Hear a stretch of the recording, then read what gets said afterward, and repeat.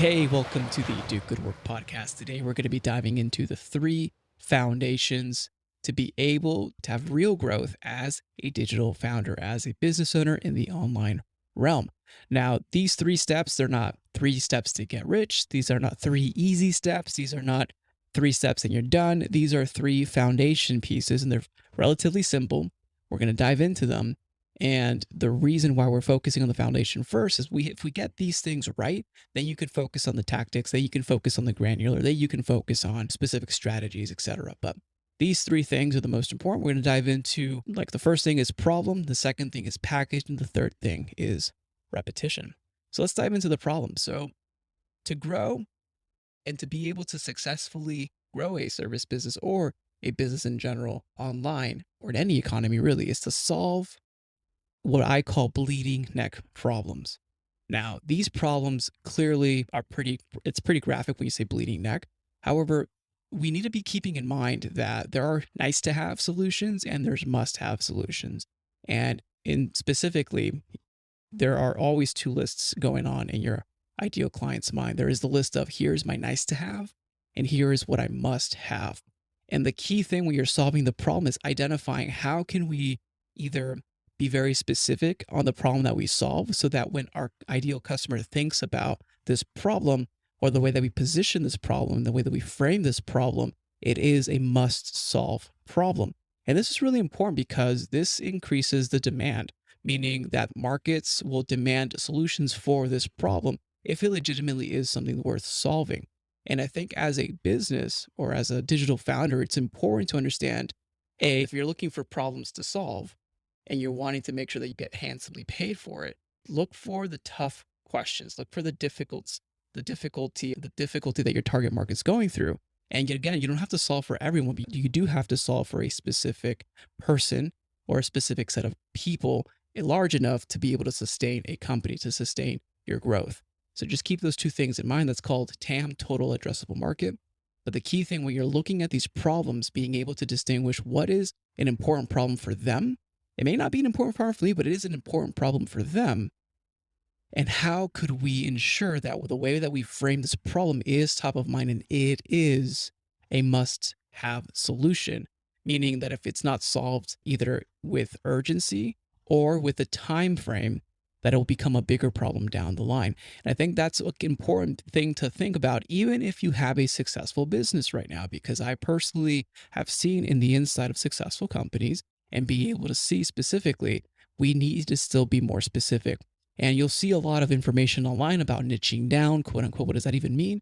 Niching down, just replace that word with specificity. How can I be more specific in the problem that I solve to the marketplace for a very specific person with a very specific outcome? When you focus on specificity, it makes it much easier for the marketplace to understand what you do, what problem needs to be solved, and how you do it, which gets us into the foundation stone number 2 is to packaging a solution to the marketplace. And I'm not going to say this is a blanket statement, but I'm not going to say this is true in all cases, but one of the easiest ways to deliver a solution to the marketplace is through a service, because there are multiple ways to deliver a solution. There could be a book, there could be information, it could be a podcast, it could be a video series, it could be a training, it could be a coaching, it could be a software, it could be a tool. But at the end of the day, if you're looking to solve major problems and be able to deliver that at scale to the marketplace, or perhaps maybe not at scale because services are a little harder to scale, but at least in a way that you can grow that, and scale is just another word for growth, grow that successfully online,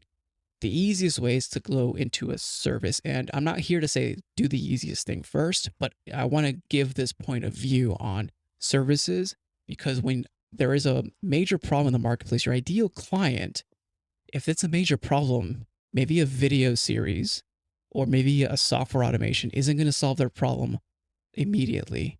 And they want solutions faster because it's an urgent problem. And if you frame the problem and the solution in the correct way, they want solutions now and they want solutions fast. Who doesn't want that? Even though solutions now and solutions fast aren't really deliverable, you can't solve a problem in one day just like that unless you're doing surgery. But you get the point. Like, typically it takes time to implement a solution into a business.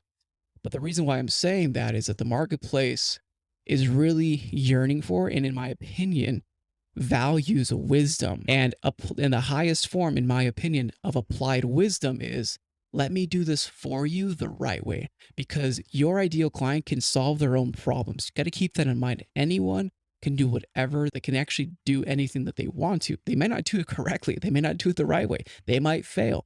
But when they buy a package solution in form of a service, they're accelerating their path to the solution state by not trial and failure on their own. So when they buy it from you, they're literally paying time in advance almost. They're saying, okay, you have 20 years of expertise, you have 5 years of expertise, you have 10 years of expertise, you've tried and failed this, you know how to do this. Let me pay, transact, give you money so that you can help me not fail.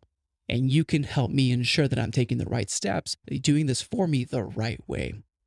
Now, there's multiple ways to package this. Let me do this for you. Let me do this with you. Do it on your own. Again, different ways to package a solution.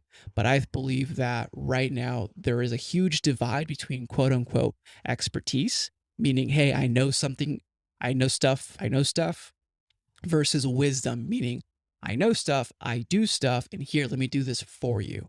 And I know that's very elementary language there, but I just wanted to have that point come across, that there is a difference between expertise of, hey, I know a lot about this subject matter, and then wisdom, I know a lot about the subject matter, but I also know how to navigate and guide and walk through this in reality. Because there's a lot of experts out there that actually aren't practitioners. And that is huge. That's important, because who would you rather go through the wilderness? Someone who's read all the books about wilderness? That might be helpful, but I would rather go with the person that's actually gone through the wilderness 100 times and be able to help me navigate that. And another point of view that I have specifically is when it comes to solving problems, and you'll see this a lot in different marketing strategies online, and the way that, especially in the B2B space, but even consumers, how they're buying now, they're buying through their own information paths. Like they're looking and doing research on their own. So I think a key thing too, when you look at packaging your solution into a service or into whatever packaged format you want to, if it's a course, if it's a book, if it's a SaaS, whatever you're packaging it, that to look at giving away the information for free, just like I do on this podcast. Because I think it's important, because information should be free. That's my point of view. All information should be free, but transformation, meaning that acceleration of information to action or information to solution, that's called transformation. That requires skin in the game, because if your ideal client doesn't have skin in the game, just ask yourself, when's the last time you took for granted something that was for free? We do it all the time. We don't value something unless we actually have skin in the game, a commitment. And one of the highest forms of commitment in the marketplace is to vote with your dollars, to commit with your dollars. So in my opinion, information should be free, but transformation, information that results into a solution, requires skin in the game, or else your ideal client will actually not get results. So that's foundation piece number 2, the packaging. Foundation piece number 1, find the problem, position it as bleeding neck, make sure that it actually is bleeding neck, and package that solution and make sure that we are applying wisdom and not just talking about something that you've actually never done. So this requires experience through this. And the last piece of foundation is selling on repeat, because once you find the problem and you found a way to solve that, now it's just repetition. And this is where it's quote unquote, it could be mundane. Okay, I'm not saying it's going to be mundane, but it could be mundane, that now all you have to do is apply that solution and serve as many people as you can, depending on the volume of growth that you want and the type of outcome that you want for the business and for the marketplace. Because again, here on this foundation stone, you have to be thinking about, what is the end goal that you're looking for? What is the goal that you have personally for the business? Are you looking to grow this because you're a solo practitioner and you want to be able to help a lot of people? And great, that's a lifestyle business. Or are you looking to take those lifestyle income and deposit that into other investment vehicles, which is a valid option? Or are you looking to build a business where you actually don't take much out of the business, but build a vehicle that you can sell down the line in the future? Again, there's no right or wrong answer, and I don't have that answer for you. But when you sell on repeat, which is the third foundation stone, selling on repeat is, how do you want to grow this company and making sure that we focus on delivering the packaged solution to the marketplace consistently over time. And obviously your packaged solution will get better as you repeat, and you'll practice even more, and you'll perfect your solution over time even further. But with this formula, when you focus on this, it's find the problem, package the solution, sell the solution, repeat, repeat, that's where it can get mundane, where you're just repeating the same thing over and over again, but it's valuable to the marketplace.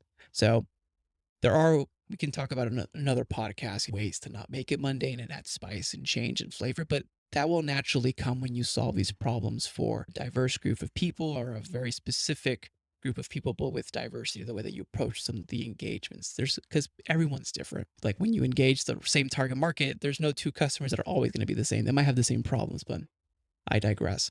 But this formula is essentially how to get rich slowly, which is why this is not the title of the podcast, because that's not very popular to talk about. But this is essentially how you get rich slowly, but also how you add value and consistency over time to a marketplace and being an entrepreneur and looking for market trends, market shifts. And even if you have your successful company right now, this model still works and it still applies because we need to be able to look, how can we be more specific in the problems that we solve, in the way that we solve this problem, and in the way that we repeat selling and solving this problem for our marketplace. And the key outcome of all of this is really to design it based on the journey and the experience that you want as a founder, as a human, because the journey matters because it determines your destination. So how you approach this journey, the problems that you solve, how you solve those problems, how you sell and repeat, how you engage with customers over time, that matters because the journey determines your destination. And it's not just about, I'm doing this because I want to sell the company in 5 years. That's great. But you also have to live those 5 years. So let's design it the best way possible, not only for you, but for your clients and your team.